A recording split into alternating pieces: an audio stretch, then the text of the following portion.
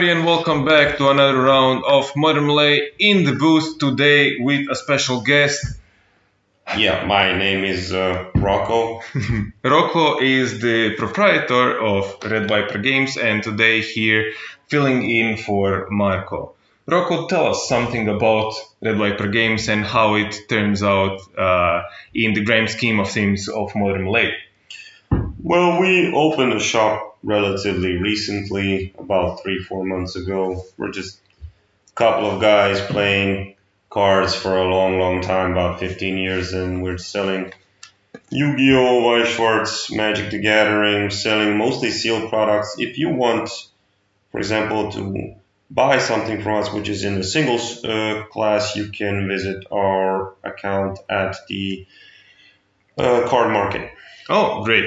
So everything will be probably in the description down below, but now let's see what we have today.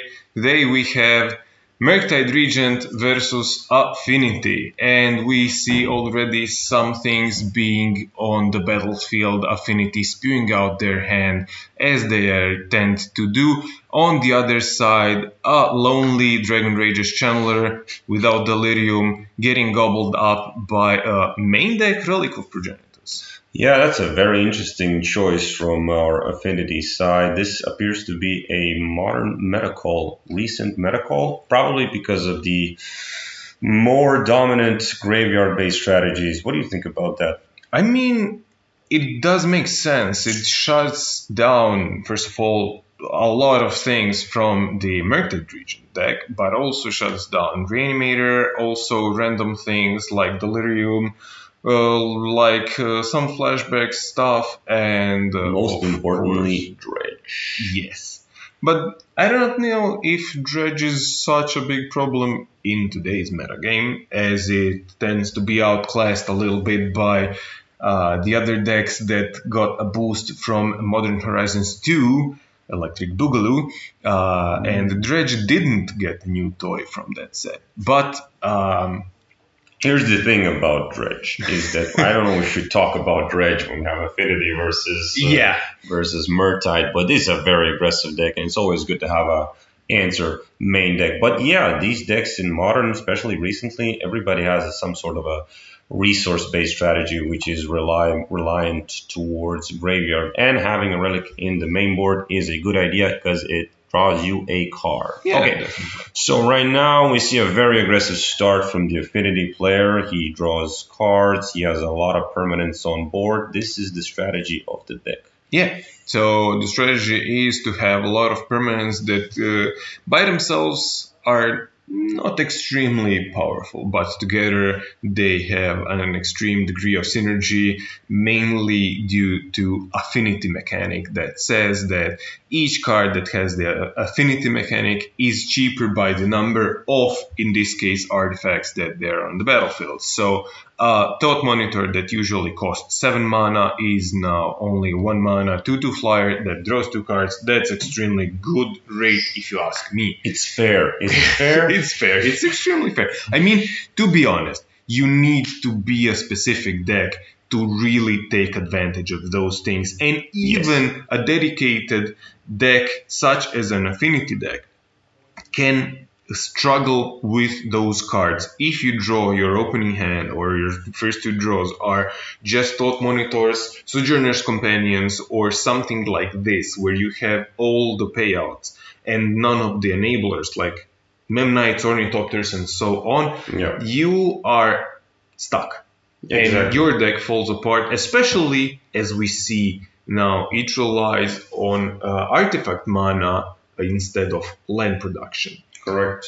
On the other hand, we see the still lonely DRC from the other side of the battlefield, battling it with removal, with lightning bolts and unholy hits against Frogmites and other affinity-related stuff. Now, I still like the position that the Murktide is in right now. He has a threat.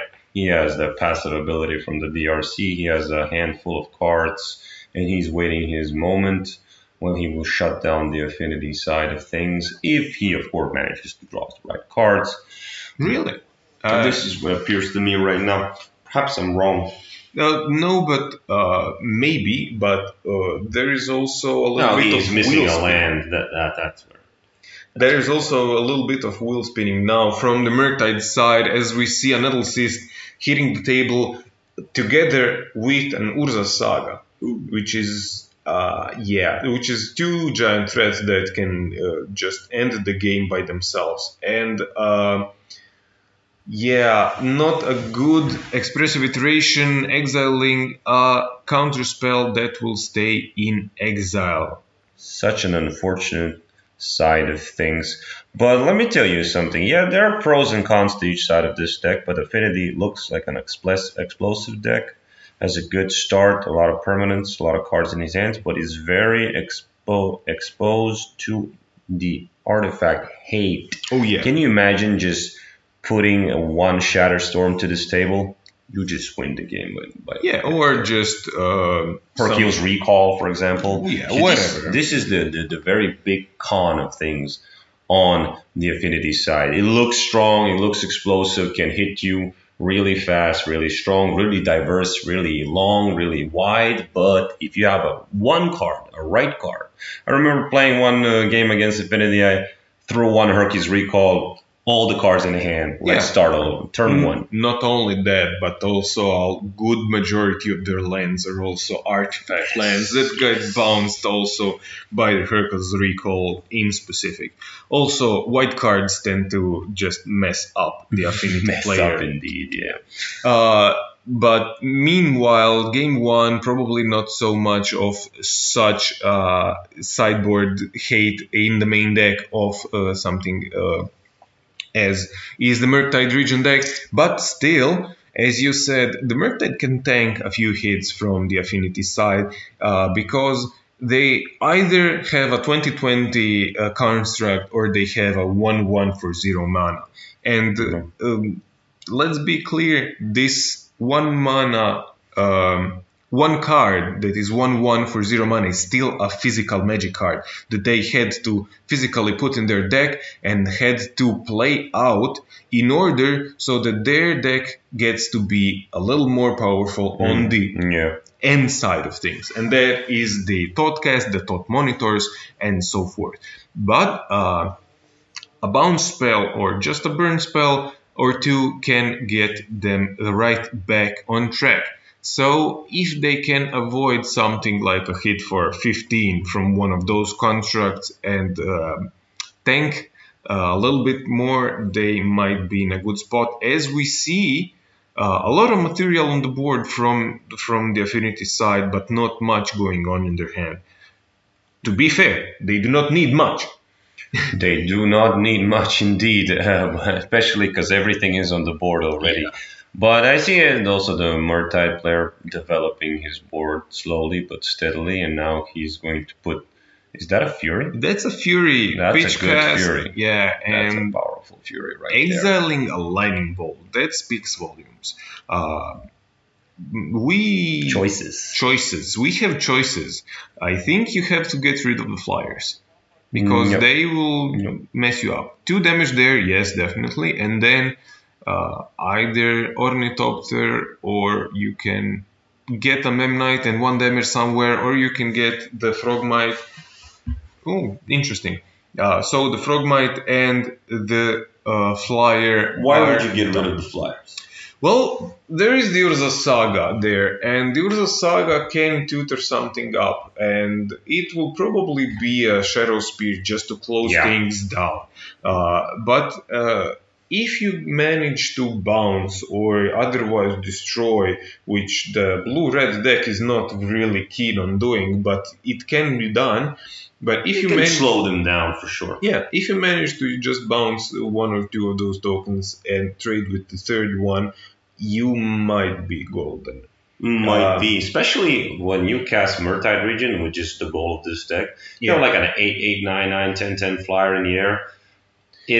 You don't want these blockers. You don't want these 1/1 blockers to just, every combat step, I'm going to chump block. I'm going to chump block. And then by the 6 turns, you deal no damage. And he will develop a massive board, which you will not be able to control since you have only 12 creatures in the deck. But also, we are not aware of the specific life totals, so the life totals might have been in peril. And the DRC might also is still a 1/1. I see a creature, I see an instant, and probably a sorcery there in the expressive iteration. A land can be put there which was not cracked, thankfully, so that the DRC does not need to attack. That was probably a targeted decision. Yeah, definitely. So it can be cracked at any moment and will probably be cracked to block, but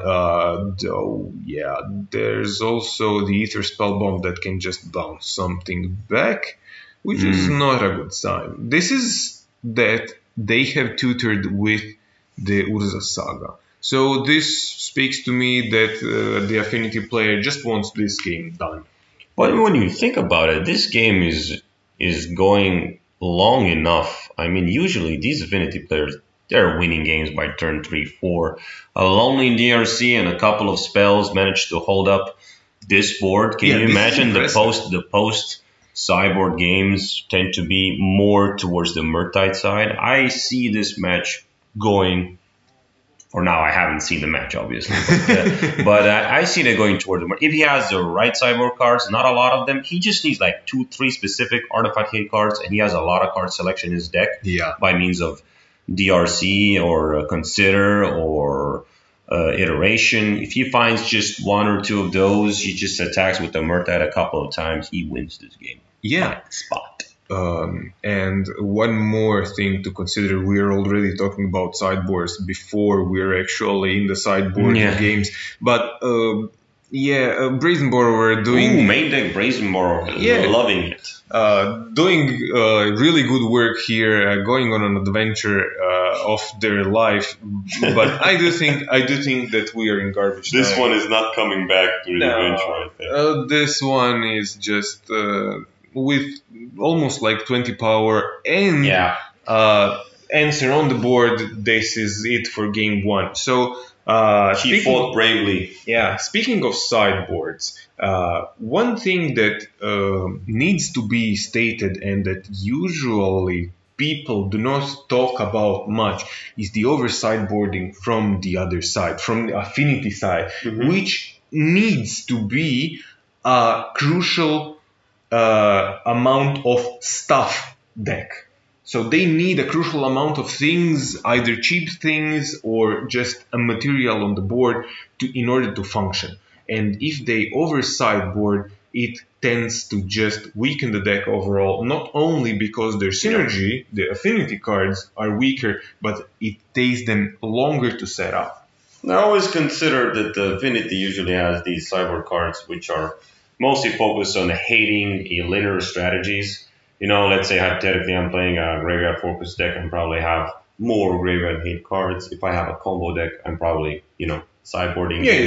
But, Murktide is a mid-range strategy that is hard to hate. Yes, it's a little bit exposed to the graveyard, but there is no specific card that you play against Murktide and you say, oh, I win. Yeah. That's not the same. Definitely something in terms of just hard graveyard hate will get rid of several of the threats from the Murktide player, Murktide itself, and DRC by not being delirious. But still, DRC gets advantage by card selection as much as the 3 damage in the air.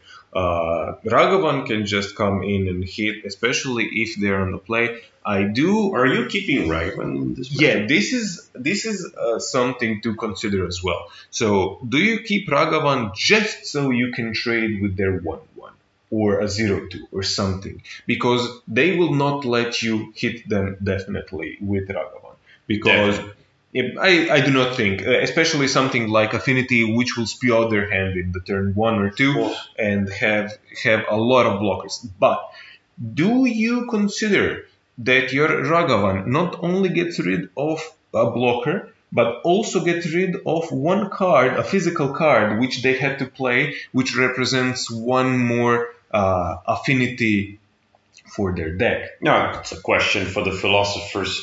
But if I was a Murktide player, I would keep the Ragavan out. Trading 1 for 1 is not where I want to be against this deck. He draws so many cards by means of Thoughtcast and and the other guy, Thought Monitor. Thought Monitor, yeah, and then he draws so many, just goes refilling his hand, refilling his hand, refilling his hand, which is not to say that the Murktide player doesn't draw cards as well. It's just that you don't want to be in a place where you draw. You trade one for one. This is not. Yeah, this is more of a haymaker. Depending how many sideboard cards you have dedicated for this matchup. Yeah. That's the answer we're looking for. Probably. Not maybe dedicated, but something like Something better. Better. There are cards in your deck that can put be mass trimmed. removals like Anger of the Gods or Pyroclasm or whatever. Not necessarily playable cards, just a question. You would probably put them here. If I had them and needed to put something in my sideboard, probably not. But against this deck, they could be extremely valuable and extremely good. But as we see here, this would be an excellent time for a Pyroclasm. Especially For both players. For both players. Maybe not so much for the Murktide player, because they will probably have Delirium right now. Yep. Very soon. Because sorcery, land, instant on the stack, and another instant in the graveyard. So only one type remaining. So this can be a creature that can be an artifact, and they will have Delirium, which is just 6 damage in the air by turn 2. Yeah. Very reliable 6 damage in the air. Yeah. But something like a Pyroclasm can just mop up this board. And we see some juice. So this makes each one of those little guys just a threat to be answered. Yep. Cranial Plating, something that is... staple for a long time for the Affinity side.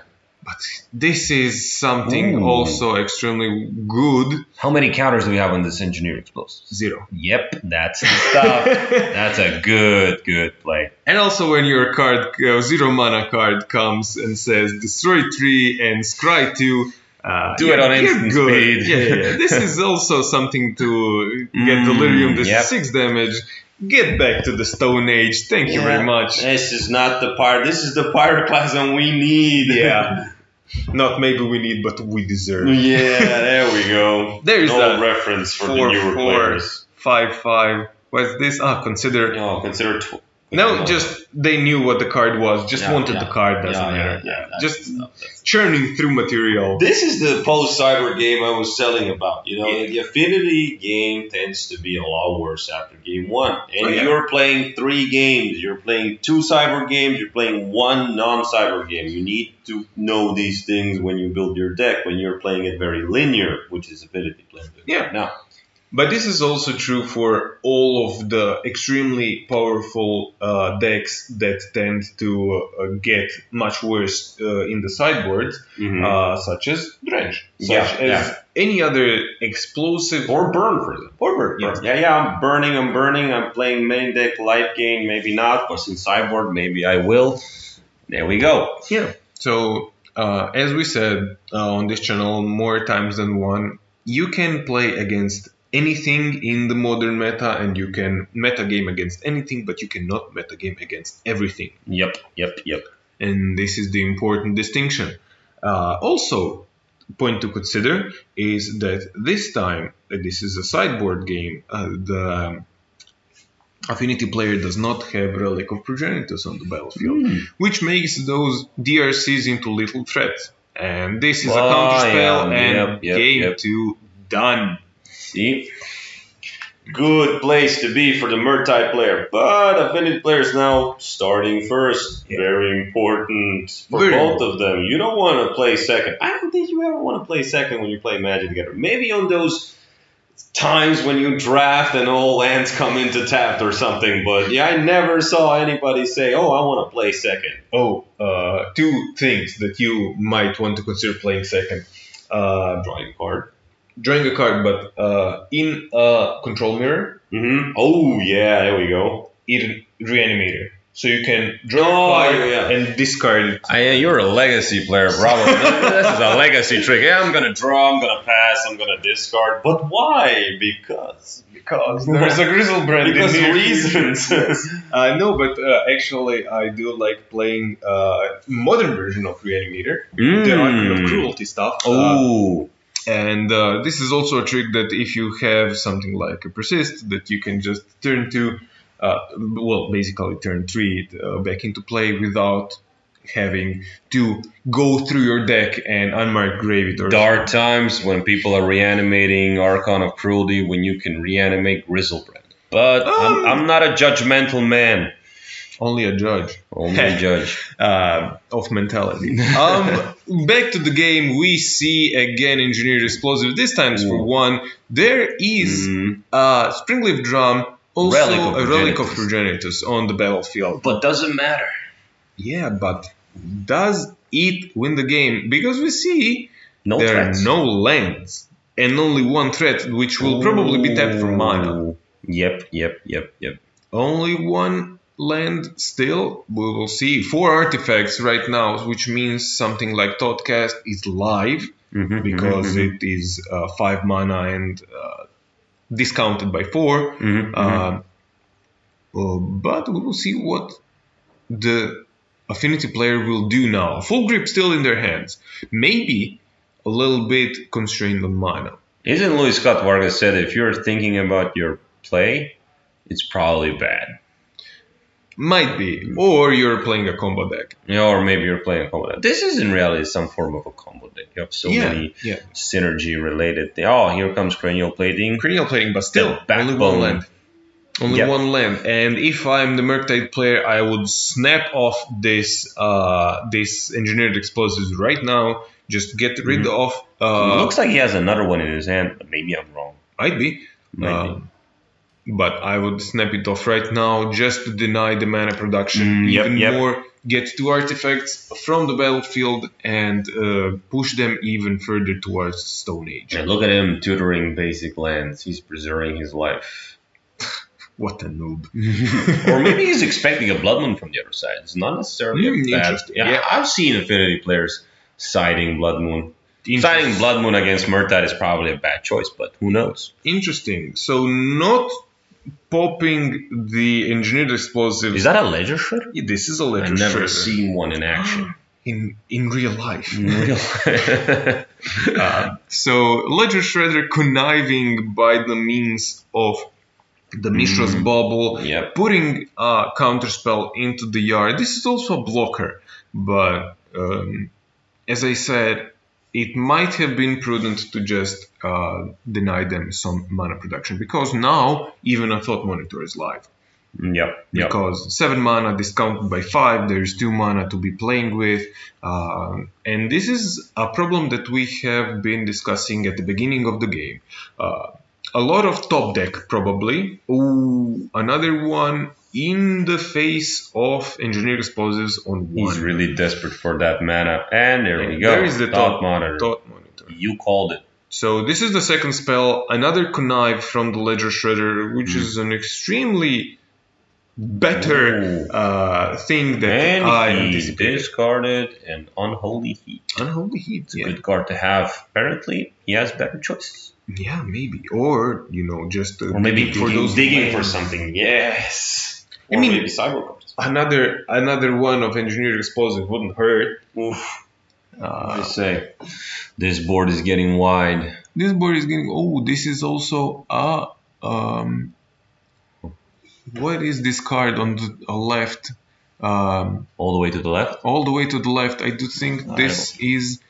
this is a welding jar. Welding jar, yes. First, let's fury things up and just, get rid of all of the... Oh, that's a fury, yeah, you're right. Yeah. And the shiny lightning bolt being discarded, but exiled. He's going to use the welding jar? No. Welding jar. He's holding it for something. Oh, okay. Maybe holding it for the Engineered Explosive that he knows what's coming. I would just... Oh, yeah, maybe just considering... tapping the Thought Monitor. Yeah, he changed his mind, which is fine. It's in the right moment. Yeah, we have a policy of regular Ariel here at our facility, and takes his backsies in this short period in of a time. right time frame. It is allowed. Why not? Yes. Yeah. We will see now if the time is ripe for popping the Engineered Explosives. First of all, attack for Combat 3. Step. This has 2 counters? Yeah. Okay, here we go. Yeah, no threats on the other side. No, that's a lie. There is a lot of threats there. No, only one. Especially, but with the cranial plating, that's a big threat. Oh, he popped it up. There we go. There we go. Now, this is a good position for the Murktide player. Which is fascinating to me is that he didn't even use the artifact kit. He just used a regular old engineered explosive. Some people even main deck this card. Yeah, I mean, it's a 0-mana artifact that just gets you everything. stuff. Yeah, there's such an abundance of 1-mana plays, permanents actually, in Modern right now. Be it Ragavan, be it DRC, Chalice be of the Void. You don't want to see that. Yeah, but also something like from the 4-color deck, the enchantment, the abundant growths and stuff. Oh, yeah. I mean, it gets permanents. It's cool. I mean, online permanents. Still. Okay, we're tapping for mana. We're attacking. What are we doing? Probably tapping for mana. Probably. That is... he's that is counting cranial the damage. plating. Counting the damage. Yeah. So that's 2 from the Thought Monitor plus 1, 2, 3, 4, 5. So that's 7 damage from the Thought Monitor. This is a Mishra's Bubble Trigger. This is a regular draw. There is more material to chump block the Thought Monitor. Yep. One extremely big difference between Cranial Plating and something like an Nettlecyst is that Cranial Plating does not give you toughness. So something like DRC, something like Ledger Shredder can actually outgrow anything on the board given enough time, but DRC can just trade with any flying or non-flying Which threat. it probably will. Yes. If there is a trigger in there somewhere, even better. But just trying to close this game as fast as possible by the Murktide player. You don't really want to be 6 or 7 turns later. This is even a wide enough board with the 1 land. Imagine if he puts another one. Yeah, that's the power of Affinity just being up their hand, and then when they come to the top deck or the good side of their deck, they have just a polarizing amount of draw tools. There we go. We called it DRC with the bobble. 2 triggers. So triggers, first of all, probably Scry for Delirium and then Conniving. Yep. Because if you like the card in your hand, then on the top of your deck, then you can just draw it. So many cards in the hand, but not a lot of lands. Yeah, How many lands are playing Murktide and Affinity these days? I don't even know. Affinity is playing southwards of 17, probably. 17, maybe even less. That's dangerously low. I mean, they have Springleaf Drums as 4 of, so that's like 3.5 lands in their deck, and the Murktide. And a lot of zero cards, Yeah, 0 cards. And the Murktide probably around 21, 22. 21, 22. All right. I do not know the exact. 22 is probably too high. Maybe Splinter Twins were Oh no, 22. I'm terribly sorry. That's either 18 or 19. 18 or 19 sounds probably correct. Yeah, because you have so much just raw either card advantage or card selection, DRC, this Ledger Shredder, the Expressive Iteration, everything just either draws you cards or gets you the right cards at the right time. I mean, and don't get discouraged. If you're a Murktide player and you want to play more lands, just put them. If you want to play less lands, put them. It's a free country, probably. Probably, unless you come from somewhere else. We see, as predicted, just a trade between a DRC and the Thought Monitor, just getting all of the material out of the opponent's hand, and which is good for 2 things. First of all, you don't want your life total to dwindle, and second of all, you just want to get rid of their affinity stuff. They're still stuck on 1 land, so there's another There's DRC. another blocker. Yeah. And maybe also another explosives? Is that engineer explosives? explosives for one actually. Yep. Which is interesting in the face of the DRC, but also there is the second mana from the affinity player in form of the Springleaf Drum, which needs to be dealt with. I mean, he doesn't care if he loses his DRC. He just needs more triggers for that DRC. He needs more card selection. Yeah. He's looking for something, probably. Also, I do think that this Ledger Shredder is a 6/8. Yeah, that's probably also one of the reasons why he played 2 spells. And I believe that's it, right? That is it for game 3. Yeah, this is game third game. 3. Wow, this was fast. But good game though, right? Fast, but I was about to say not loose. So, as we saw, a little bit of stumble from the Affinity, a little bit of a lot of card selection from the Murktide Regent, and we see here a little bit of sideboards from both of them. This is all for today's match. Once again, thank you, Rocco, for coming here. Thank you, Ginko, for having me. Red Viper Games, check them out, and the description will be down below. Thank you all for watching, and see you again soon. Thank you, guys. Have fun.